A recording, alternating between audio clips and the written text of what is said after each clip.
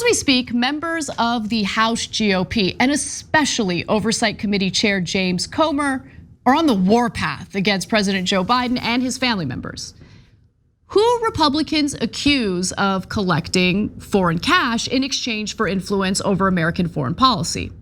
Now, while legalized bribes are an anti-democratic and destructive element within our government, Comer has embarrassed himself by failing to prove any illegality or wrongdoing by President Biden. Many people are saying this, even conservative talk show hosts on Fox. I know the Republicans said that the smoking gun were these financial records that you were able to subpoena and got your hands on. They show that some of the president's relatives were paid more than $10 million from foreign sources between 2015 and 2017. And your party, the Republican investigators, say that that's proof of influence peddling by Hunter and James. But that's just your suggestion. You don't actually have any facts to that point. You've got some circumstantial evidence. And the other thing is, of all those names, the one person who didn't profit is there's no evidence that Joe Biden did anything illegally. Well, if you look at the laptop and the emails between the president's son and his associates, they went to great lengths to hide Joe's involvement. They even gave him nicknames. They called him the Celtic and the big guy. In other words, he's got no evidence. But honestly, what's even more interesting is how the Republican Party seems to be intentionally going after Biden for nonsense that's unlikely to be true, when they could call out clear and evidenced examples of corruption, but they don't. Likely because they enjoy and engage in the same unsavory acts. For example, the Biden administration quietly ended one of the only good policies that went into effect under Trump, and it has to do with increased transparency of foreign influence in Washington. Now, without any explanation, the White House has stopped requesting that American think tanks disclose funding from foreign governments. This is crazy. Now, think tanks act as fronts for various moneyed interests, including government officials for other countries. Shockingly, back in 2020, then Secretary of State Mike Pompeo declared that the Trump administration would be requiring think tanks to disclose details about any funding they receive from outside of the United States. Pompeo announced that the State Department would finally request that think tanks disclose prominently on their websites funding they receive from foreign governments, including state-owned or state-operated subsidiary entities. Pompeo, who's notoriously hawkish on foreign policy, continued to stress the importance of these disclosures. Really, he did, saying that the unique role of think tanks in the conduct of foreign affairs makes transparency regarding foreign funding more important than ever. He's right about that. And look, I definitely understand that this was implemented in 2020, right? So at the tail end of the Trump administration. But nonetheless, it was a good policy. And I don't know why Biden decided to do away with it. But that doesn't matter, because without any explanation, the Biden administration scrapped the requirement and officials have not explained why they decided to revoke it. This should be a massive scandal. In fact, it would be a massive scandal had Trump scrapped the policy like Biden did. Like Rachel Maddow would undoubtedly run endless segments speculating on which foreign actor Trump was in bed with. Unfortunately, foreign financing has only become more and more commonplace in Washington. Regimes abroad love to bankroll American think tanks as a way to influence our politicians without having to deal with regulations like the Foreign Agents Registration Act, which does in fact require foreign lobbyists to disclose their payments and activities.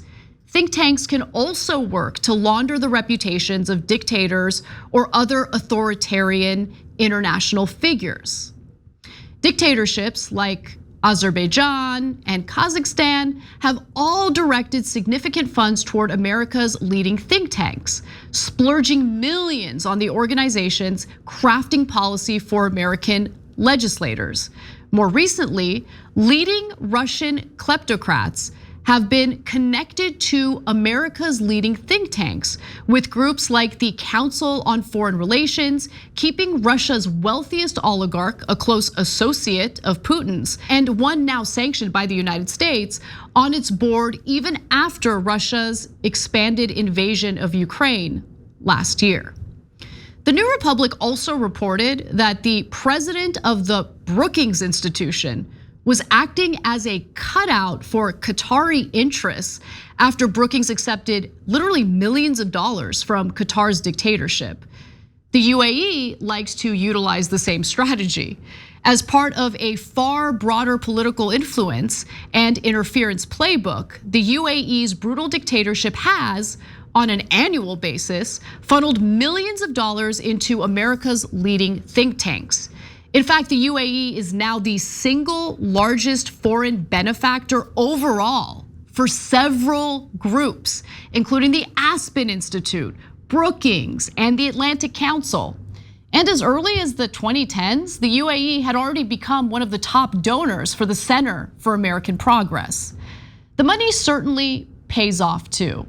Following the UAE's funding, which ran into the millions of dollars, a staff member for the Center for American Progress began helping Emirati officials organize UAE-sponsored trips to the country and began directly advising Emirati officials on how to lobby their American counterparts. And what about the Atlantic Council? Well, according to the New Republic's reporting, the Atlantic Council's ties to the UAE have given the UAE the opportunity to shape the think tank's reports prior to publication, effectively allowing the dictatorship to craft the Atlantic Council's supposedly independent analysis before release. As leaked emails showed, Atlantic Council officials directly reached out to their UAE patrons with offers to edit their text, including material that was to be published under the name of David Petraeus, one of America's best known former military officers. In addition to influencing the lobbying efforts and research analysis of these think tanks, foreign governments, I should say, also pay to have representatives from these groups write glowing op-eds about them. So in early 2023, for instance, CNBC published an op-ed from Atlantic Council President Frederick Kemp, praising the UAE's selection as the host for the United Nations upcoming climate change conference known as COP28. As he wrote, the appointment of the Sultan Al Jaber, the CEO of the UAE's Abu Dhabi National Oil Company, was the ideal choice. Now that op-ed failed to add any disclosures about the UAE's relationship with the Atlantic Council, which by the way shows just how broken our media is as well.